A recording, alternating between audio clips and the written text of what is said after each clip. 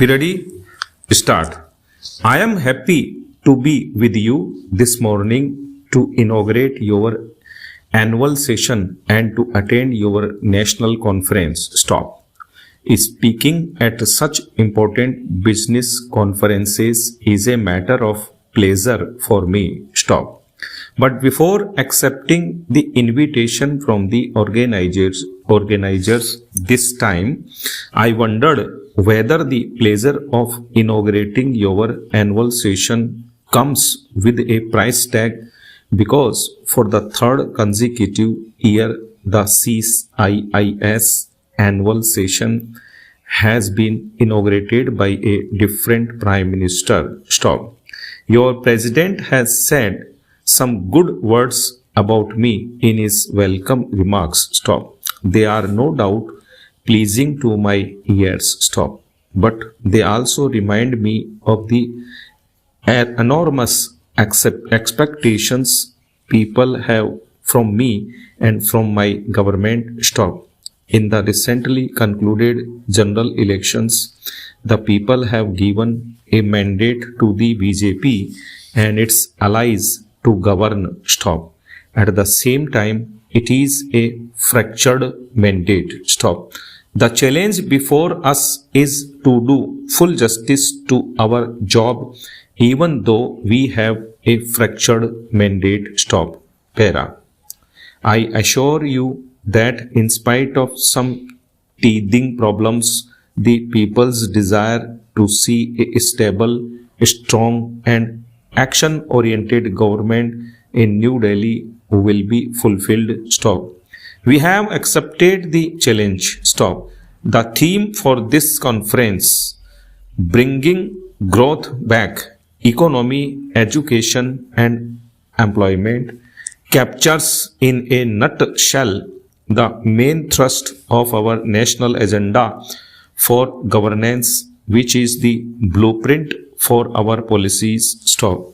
And as such, there is a happy convergence of the government and the Indian industry. Stop.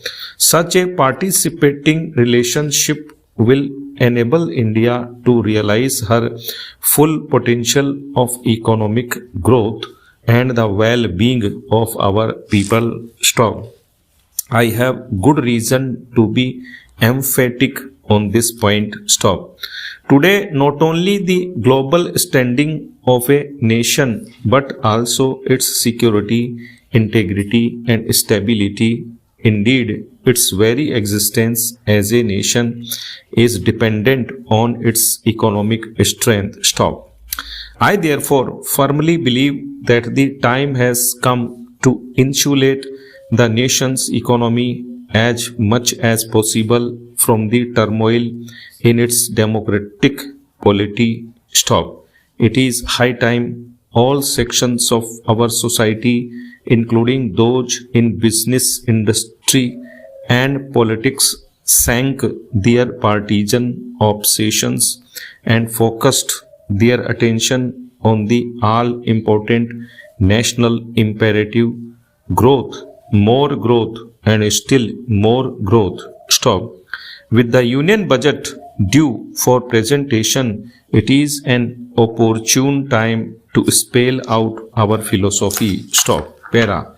The national agenda has stated in clear and unambiguous terms that my government shall strive to develop a national consensus on all major issues confronting the nation. Stop. The problems facing the Indian economy are too many, too complex and far too important to be subjected to a partisan approach. Stop.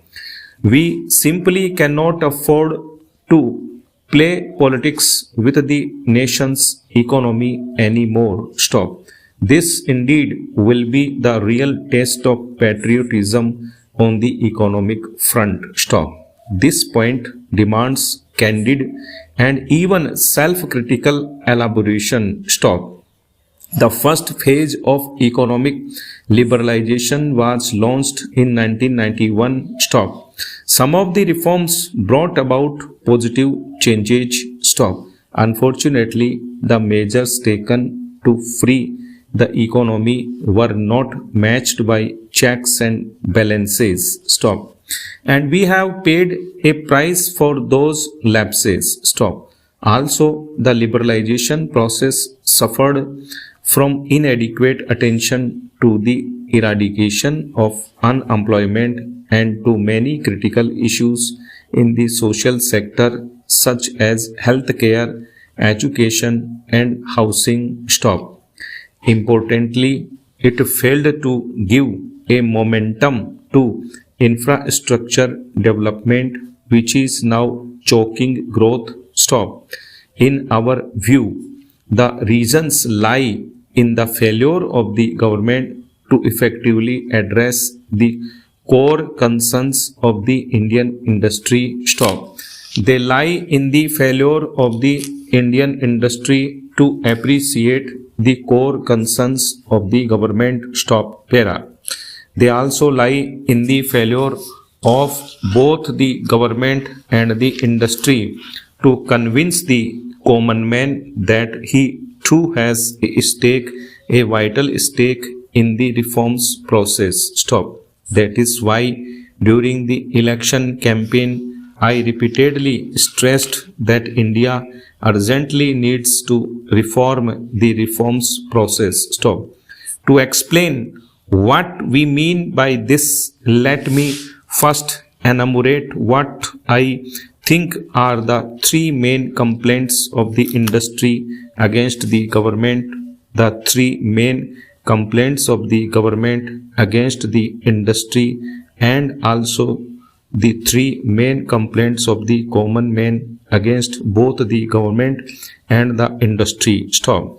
The three chief complaints of the industry against the government are: 1. Industry thinks the government is the root cause of avoidable delays owing to excessive controls. Stop.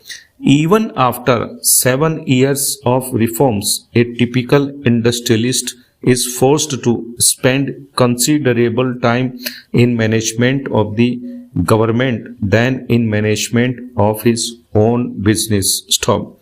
2. Industry complains that the government takes too much but provides too little, and that too haphazardly. Stop. 3. The government is in all those areas of business in which it had no business to be there in the first place. Stop. Now, let us look at the three chief complaints of the government against the industry. Stop. 1. Government feels that the industry does not share its social objectives. Stop. 2. The industry wants the government to govern well. Stop.